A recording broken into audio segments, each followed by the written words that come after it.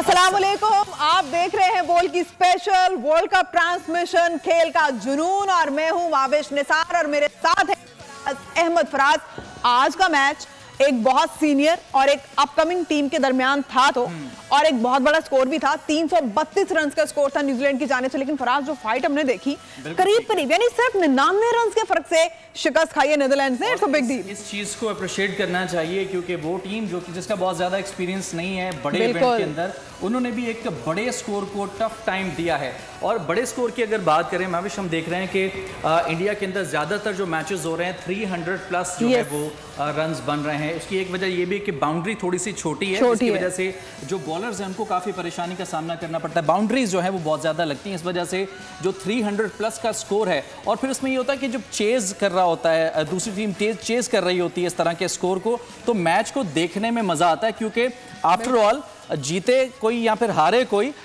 मगर जो गेम का एक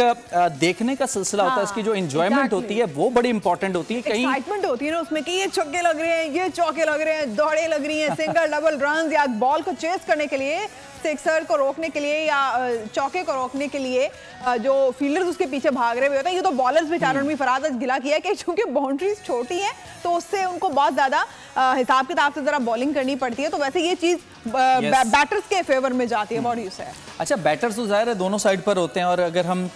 थोड़ा सा आज के मैच के हवाले से भी बात करें तो एक्सपेक्ट ये किया जा रहा था कि बहुत जो है न्यूजीलैंड बहुत अच्छा एक टारगेट अगर दे चुका है 300 प्लस का, 323 का जो टारगेट दिया गया था, 332 या 32, तो उसके बाद हम ये एक्सपेक्ट कर रहे थे कि शायद जवाब में इनको शायद 200 के अंदर अंदर या फिर इससे भी कम और बहुत इजीली जो है शिकस्त दे देगा न्यूजीलैंड। लेकिन न्यूजीलैंड के लिए भी और ख़ास तौर पर हम देखेंगे तमाम तर वो टीम्स वो जो एक बहुत बड़े बड़े बुत बने हुए थे कि कोई टीम जो है वो इस पोजीशन पर है, चाहे वो इंडिया की बात करें, T20 में पाकिस्तान को बहुत ही फेवरेट कहा जाता था, वो अब काफ़ी हद तक डगमगा चुकी है सिचुएशन। ODI में इंडिया का एक बहुत बड़ा नाम था, इतनी तेजी से चेंज हुई है, तमाम टीमों की जो एक मुस्तकिल कारकर्दगी थी ना वो अब वैसी नजर नहीं आ रही, चीजें तब्दील हो रही हैं।